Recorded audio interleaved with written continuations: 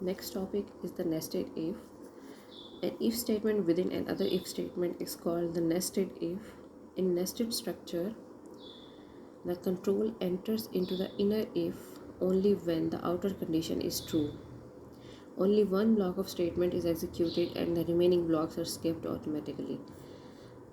The user can use as many if statements inside another if as required. The increase in the level of nesting increase the complexity of nested if structure. Basically nesting का जो word है ये उस वक्त इस्तेमाल होता है जब हम एक स्ट्रक्चर को बार बार इस्तेमाल करते हैं. बार बार इस्तेमाल करने से मुराद ये है कि we will use one structure within another means कि हमने सबसे पहले एक इफ़ लगाई, उसके बाद उसी की बॉडी में हमने एक और इफ़ लगा दी. इस तरह से करते करते मीन्स कि हमने एक एक नेस्ट वाला स्ट्रक्चर बना दिया जिसमें एक इफ़ के अंदर दूसरी इफ़ है. Means a structure within another structure. ऐसे स्ट्रक्चर को नेस्टेड इफ़ स्ट्रक्चर बोलते हैं. अगर हम इफ़ को बार बार एक प्रोग्राम के अंदर यूज़ कर रहे हैं तो that will be called the nesting. Nesting का वर्ड इसलिए है क्योंकि हम एक की बॉडी में ही दोबारा उसको इस्तेमाल करें. मीन्स कि हमने एक इफ़ लगाई हुई है, उसी की हमने बॉडी में फिर से दोबारा हमने जो है वो इफ़ का इस्तेमाल किया है, इसलिए इसको नेस्टिंग बोला जा रहा है. अगर आप डिफरेंट लगाते हैं मीन्स कि out of the body of one if अगर आप उसकी बॉडी के अलावा इस्तेमाल करते हैं दोबारा से तो वो नेस्टिंग नहीं होगी. नेस्टिंग उसे कहते हैं जो with in the body use हो दोबारा से, उसको नेस्टिंग बोला जाता है. अगर आप बहुत ज़्यादा कंडीशंस लगाते हैं तो आपका प्रोग्राम जो है वो कॉम्प्लेक्स हो जाता है.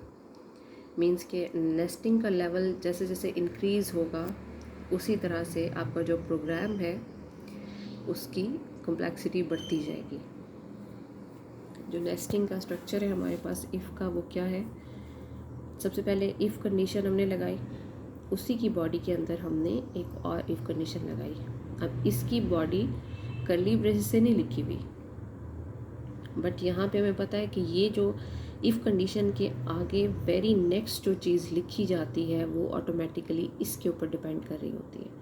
मीन्स के दिस कंडीशन और वट एवर अगर यहाँ स्टेटमेंट भी होती तो ये स्टेटमेंट इसके ऊपर डिपेंडेंट थी, बट नाउ यहाँ स्टेटमेंट नहीं है, यहाँ कंडीशन है.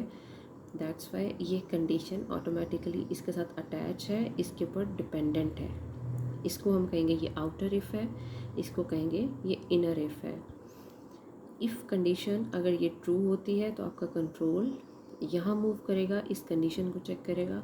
अगर ये कंडीशन भी ट्रू होती है तो ये वाली स्टेटमेंट्स जो हैं ये एग्जीक्यूट करेंगी और कंट्रोल इनको एग्जीक्यूट करने के बाद यहाँ से एग्ज़िट हो जाएगा. But if this condition is false, control यहाँ नहीं जाएगा, यहाँ से इसके एल्स पे मूव करेगा. एल्स में जो भी स्टेटमेंट लिखी हुई है उसको एग्जीक्यूट करेगा.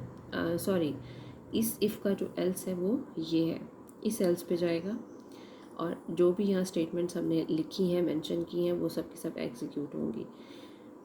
नाउ लेट्स सपोज कि ये कंडीशन ट्रू है बट ये वाली जो कंडीशन है ये फॉल्स है, तो इस केस में जो हमारा कंट्रोल है वो इस एल्स पे जाएगा. ये एल्स जो है ये इस इफ़ का है. नॉर्मली अलाइनमेंट की जाती है, जिस इफ़ का जो एल्स होता है उसको उसी के नीचे लिखा जाता है सो दैट हमें समझ आए कि ये एल्स किससे बिलोंग कर रहा है. अगर आप इसको थोड़ा सा अलाइन करके लिखेंगे, इंडेंटेशन करके लिखेंगे तो आपके लिए बेहतर है. प्रोग्राम की जो रीडेबिलिटी है वो इंक्रीज़ होगी. अदरवाइज़ जब मल्टीपल इफ़ एल्स लग जाते हैं या मल्टीपल इफ़ लग जाती हैं प्रोग्राम में जहाँ पे हमने इंडेंटेशन नहीं की होती, वहाँ पे हमें ख़ुद से ही प्रोग्राम को रीड आउट करना या उसको समझना मुश्किल हो जाता है. सो इसकी जो एग्ज़ाम्पल है उसको भी देख लेते हैं और एक एग्ज़ाम्पल उसको सॉल्व कर लेते हैं. Here is the question. Write a program that input 3 numbers and display the smallest number by using nested if condition. हमने 3 नंबर्स को इनपुट लेना है और डिस्प्ले करना है कि इनमें से जो सबसे छोटा नंबर है वो कौन सा है, जो स्मॉलेस्ट नंबर है वो कौन सा है। बट हमने यूज़ करना है नेस्टेड इफ़ का स्ट्रक्चर। जब आपको मेंशन कर दिया जाए प्रोग्राम स्टेटमेंट में कि आपने फ़लाँ स्ट्रक्चर को इस्तेमाल करना है, तो मस्ट है कि आप उसी को ही यूज़ करेंगे जो मेंशन हुआ है। अगर आपको किसी स्ट्रक्चर का नेम मेंशन नहीं किया जाता तो आप कोई सा भी स्ट्रक्चर इस्तेमाल कर सकते हैं। कोई सा भी इस्तेमाल करने से मुराद ये है जिससे वो प्रोग्राम जो है वो सॉल्व हो जाए।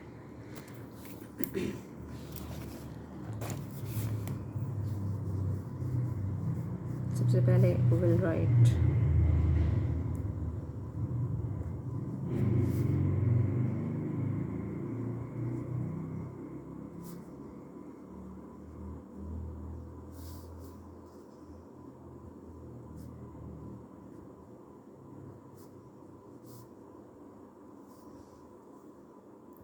हमने 3 नंबर्स जो हैं उनको एज एन इनपुट लेना है, integer A, B and C।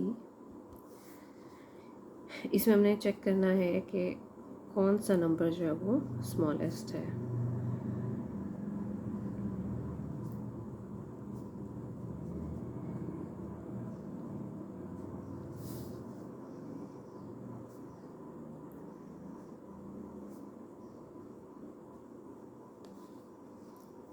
आप इस तरह से एक ही स्टेटमेंट के अंदर भी मल्टीपल इनपुट्स जो है वो उनको ले सकते हैं।